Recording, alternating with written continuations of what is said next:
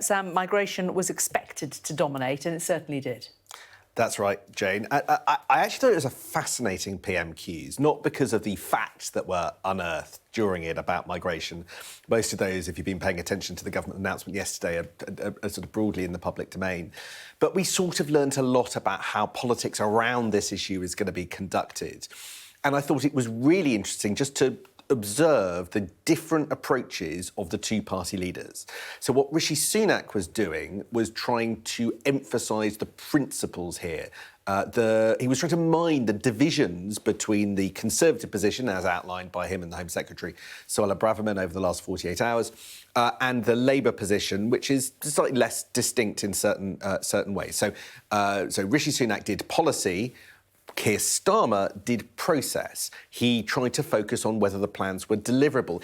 He sidestepped really what he agreed with and what he didn't agree with, and instead he focused on whether Whitehall was fit for purpose, whether the government had a good track record on delivering these kind of policies in the past, and whether or not in practice it's all going to work out. Now, that wasn't the only route he could have gone down. If you listen to the SNP Westminster leader, Stephen Flynn, he attacked Rishi Sunak on the basis of policy. He suggested that a woman who'd been trafficked, came over on a small boat, would be subject to immediate deportation and never be allowed to claim asylum in this country. And he suggested that the principle was unfair, but instead Keir Starmer went all on whether or not this was going to make any practical difference. So just hear a bit of Keir Starmer.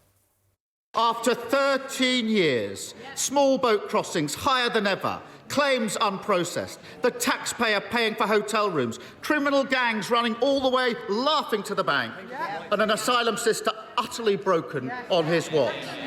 This is their 5th Prime Minister, their 6th immigration plan, their 7th Home Secretary, and after all this time, all they offer is the same old gimmicks and empty promises. Now, I don't agree with the Home Secretary on very much, but when she says that the Tories are all talk and no action, she's spot on, isn't she?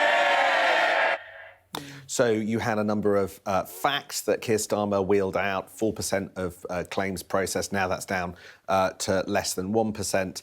And I think he highlighted the number of people who have been returned under the previous asylum system that the government had run.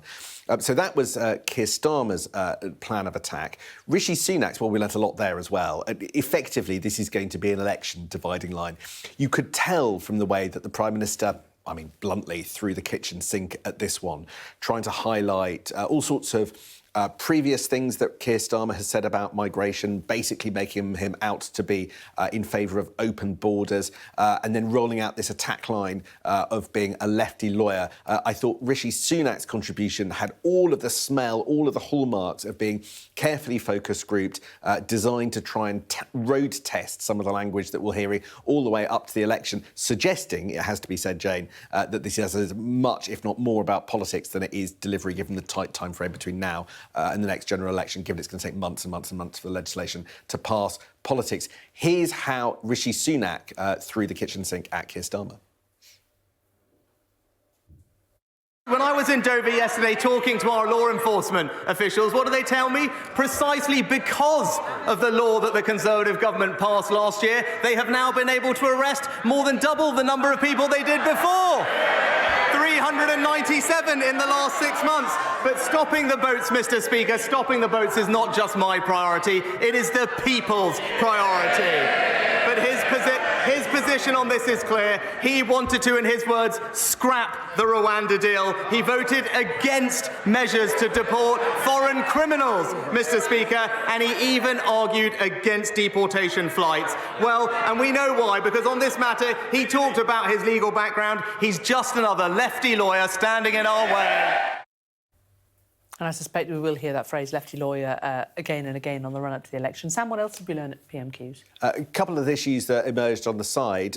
Most strikingly, a Conservative MP, Miriam Cates, asked the Prime Minister on International Women's Day about whether or not all schools were teaching, or some schools were teaching, inappropriate information or including graphic descriptions of oral sex as part of sex education lessons.